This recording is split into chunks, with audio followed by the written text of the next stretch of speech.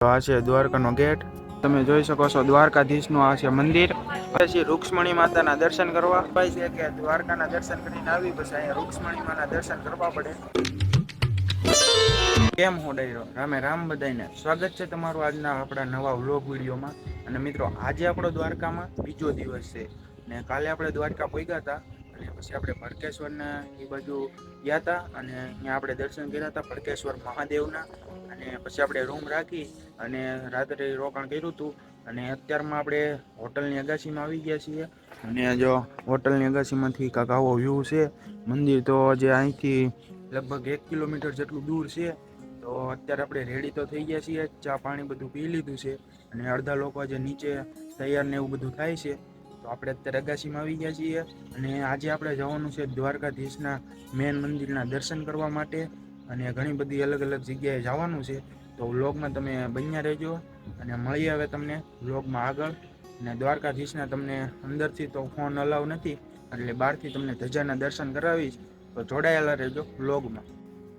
તો મિત્રો જો હવે આપણે અગાસીમાં નીચે આવી ગયા છીએ અને જો બધા તૈયાર થઈ ગયા છીએ. અહીંયા આપણા ભાણીબા ઊભા છે, તૈયાર થઈ ગયા છે. કા તૈયાર થઈ ગઈ? જે જે કરવા. અને આ સાઈડ જો બા છે તૈયાર થઈ ગયા ને. અને આ સાઈડ જો મારી મમ્મી તૈયાર થઈ ગયા. કા દ્વારકાધીશના દર્શન કરીએ. તો દ્વારકાધીશના દર્શન કરવા અત્યારે આપણે જવાનું છે. બધા તૈયાર થઈ ગયા છે. આ સાઈડ જો ગુડીબેન ને બધા ફોટા પાડે છે. અહીંયા બધા રેડી થઈ ગયા છે. તો જઈએ હવે આપણે નીચે અને દ્વારકાધીશના દર્શન કરવા. આપણે નીચે આવી ગયા છીએ અને જો બધા અહીંયા ઊભા રહી ગયા છીએ. અને હવે ગાડી આવે સાફ કરે છે. ગાડી આવે એટલે આપણે બેસી અને જઈએ આપણે દ્વારકાધીશના દર્શન કરવા માટે. આપણે દ્વારકાના ગેટે પહોંચી ગયા છીએ અને જો આ છે દ્વારકાનો ગેટ. અને અહીંયા જો થોડુંક ટ્રાફિક છે તો અત્યારે ટ્રાફિકમાં છીએ અને પછી આગળ જઈએ. તો મિત્રો જો આપણે દ્વારકા પાર્કિંગમાં ગાડી મેકી દીધી છે અને જો સામે મંદિર છે અને થોડુંક હાલીને જવાનું છે એટલે મમ્મીની બાની ન હાલી શકે એટલે જો બેસી ગયા છે રિક્ષામાં જાય છે. અને આપણે બીજી રિક્ષામાં જવાનું છે પપ્પાને એની બધાની હારે. તો જઈએ આપણે પછી. તો મિત્રો જો અત્યારે આપણે દ્વારકા મંદિરથી અંદર આવી ગયા છીએ ગેટથી અંદર. અને અત્યારે જો આપણે ચાલીને જઈએ છીએ. બા ને મમ્મીને એને બધાને બેહાડી દીધા છે. 5 જણા બેસે. એક રિક્ષામાં 50 રૂપિયામાં મંદિરથી અહીંયા લઈ જાય છે. તો તેમાં બેહાડી દીધા કેમ કે બા ને એ લોકો હાલી ન હોય કે એટલે. અને આપણે જો હાલીને જવી છીએ અને સામે જો મંદિર તમને ઝૂમ કરીને દેખાડી દઉં. ત્યાં મંદિર છે. અત્યારે આપણે હાલીને જઈએ છીએ મંદિરે. તો ત્યાં જઈને તમને નજીકથી ધજાના દર્શન કરાવું.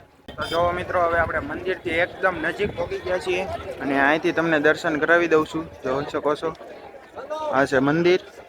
અને પહેલાં તો આપણે ગોમતી ઘાટમાં હાથ પગ ધોવા જવાનું છે અને પછી આપણે જવાનું છે દ્વારકાધીશના દર્શન કરવા માટે. તો મિત્રો જો આપણે ગોમતી ઘાટમાં હાથ પગ ધોવા માટે આવી ગયા છીએ અને પછી આપણે દર્શન કરવા જવાનું છે.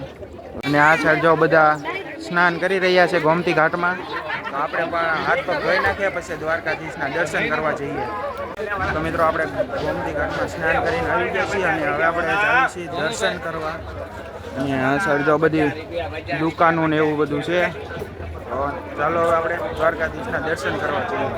આપણે હવે દ્વારકાધીશના દર્શન કરીને આવી ગયા છીએ અને જોઈ શકો છો અત્યારે ધજા બદલાઈ ગઈ છે. આ ત્રીજી વાર ધજા બદલાઈ ગઈ છે જોઈ શકો છો તમે. અને આપણે અહીંયા દર્શન કરી લીધા છે અને મસ્ત મજાની મજા આવી ગઈ છે. અને તમે જોઈ શકો છો દ્વારકાધીશનું આ છે મંદિર અને ધજા બદલાઈ ગઈ છે અત્યારે. અને હવે આપણે આગળ જઈએ બજારમાં અને કાંઈક વસ્તુ લઈએ. તો હવે જો ચોથી વાર ધજા અત્યારે બદલાઈ રહી છે. આપણે દર્શન થઈ ગયા છે. ચોથી વાર ધજા અત્યારે બદલાઈ રહી છે. અને જો અહીંયા બધા આવી ગયા છે અત્યારે. બધા અલગ હતા લેડીઝ વિભાગ અને અમે અલગ દર્શન કરવા ગયા હતા. તો અત્યારે બધા હારે આવી ગયા છીએ અને હવે આપણે ફોટો પડાવવા જવાનું છે. બાકી જો અત્યારે દ્વારકાધીશની ધજાના દર્શન તમે કરી લો. ચોથી વાર ધજા બદલાઈ છે તમે જોઈ શકો છો અત્યારે. મસ્ત મજાની લાઈવ તમને અત્યારે ઘરે બેઠા દર્શન કરાવી રહ્યો છું. તો હવે આપણે જવાનું છે ફોટા પડાવવા માટે. જઈએ આપણે. તો મિત્રો જો ફરી વાર ધજા ચડી ગઈ છે અને આપણે જો અહીંયા ગોમતીના કાંઠે આવી ગયા છીએ. જો આ સાઈડ બધા ઊભા છે અને આપણે પાછા હવે અહીંયા ફોટા પડાવવાના છે. જો અહીંયા અહીંથી કેમેરામાં ફોટા પાડે છે દ્વારકાધીશ મંદિરના. ને તો આપણે હવે અહીંયા બધા ફોટા પડાવી લઈએ અને પછી આપણે બીજે જવાનું છે. તો મળી આવે પછી આગળ તમને. તો ફાઇનલી મિત્રો જો હવે આપણે ફોટાને એવું બધું પડાવી લીધું છે અને અત્યારે વાગી ગયો છે 1 અને હવે આપણે જવાનું છે આપણી રૂમે જ્યાં રાખી છે ત્યાં. બાકી હવે ગાડીએ જાવી પછી શું પ્લાન બને એ તમને આગળ કહું. બાકી અત્યારે તો આપણે ગાડીએ જઈએ છીએ. બાકી જો હવે છેલ્લી વાર તમને ધજાના દર્શન કરાવી દઉં અહીંથી જોઈ શકો છો. અને કોમેન્ટમાં જય દ્વારકાધીશ લખતા જજો અને વિડીયોને લાઈક ન કરી તો લાઈક પણ કરી નાખજો. મળીએ હવે આપણે આગળ. તો હવે આપણે દ્વારકાથી આવી ગયા છીએ રૂમે અને કપડાં પણ ચેન્જ કરી લીધા છે અને નાસ્તો ને અહીંયા અત્યારે 1 વાગી ગયો હતો થોડોક નાસ્તો ને એવું કરી લીધું છે. અને હવે આપણે બીજે જવાનું છે. હવે આપણે બેટ દ્વારકા પછી નાગેશ્વર અને એ બધી અલગ અલગ શિવરાજપુર બીચ બધી જગ્યાએ આપણે આજે જવાનું છે. તો વ્લોગમાં કન્ટિન્યુ બન્યા રહેજો. બાકી અત્યારે જો આપણે સામાન બધો તૈયાર કરી લીધો છે કેમ કે આ રૂમ હવે આપણે ખાલી કરીને જવાનું છે. અહીંયા આવવા નથી આવવાનું આપણે. અત્યારે આપણે કપડાં પણ ચેન્જ કરી લીધા છે.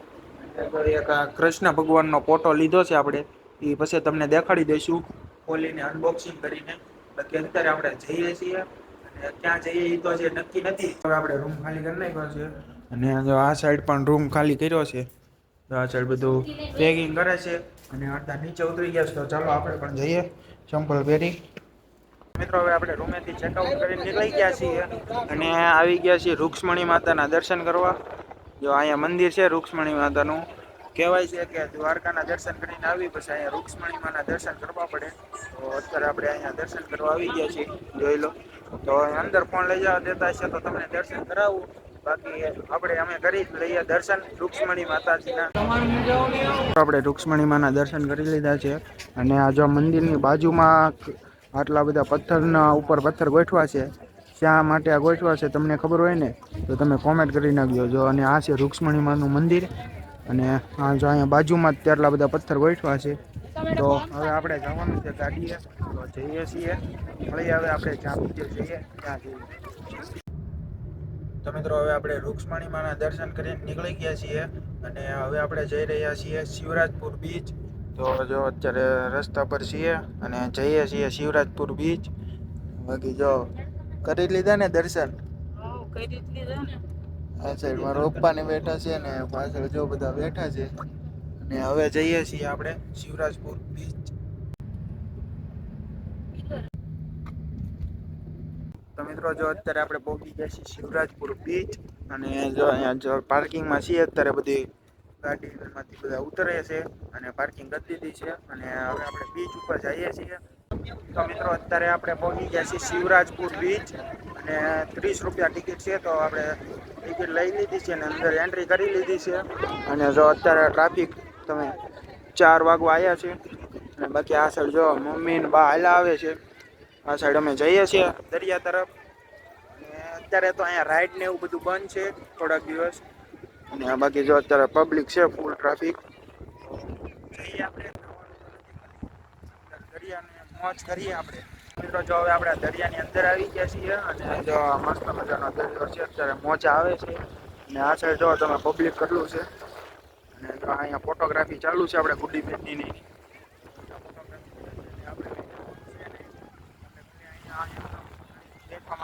બાકી આ સાઈડે પણ કેટલું બધું પબ્લિક છે કે નાહી રહ્યા છે. દરિયો ઠેઠ લગીને તમે જોઈ શકો છો. થોડો મોટો દરિયો છે જોઈ શકો. મસ્ત મજાનું પાણી આવે છે. તો ઘડીક આપણે અહીંયા બેસીએ અને ફોટા ને એવું બધું પાડીએ અને પછી આપણે જવાનું છે બીજે. તો ઘડીક ફોટા ને એવું બધું પાડી લઈએ આપણે. મિત્રો જો હવે આપણે આ સાઈડ આવી ગયા છીએ બીચમાં થોડાક અંદર અને જો આ સાઈડ બધા મોજા ને એવું તમે જોઈ શકો છો. મસ્ત મજાનો મોજા આવે છે અને એકદમ ચોખ્ખો દરિયો છે. બાકી જો આ સાઈડ કેટલા બધા લોકો છે. હવે મિત્રો અહીંથી બીજે જવાનું છે. તો નીકળીએ છીએ હવે અહીંથી. અહીંયા ઘડી માટે રોકાણા ખાલી ફોટા ને એવું પાડ્યું છે બીજે તો કાંઈ છે નહીં. અને અત્યારે બધી એક્ટિવિટી બંધ છે એટલા માટે જો સરસ મજાના મોજા ને ફોટા ને એવું બધું પાડ્યું છે. મોજા એન્જોય કર્યા ને જો પાણી આવે છે ઠેઠ. મસ્ત મજાના મોજા ને એવું આવે છે.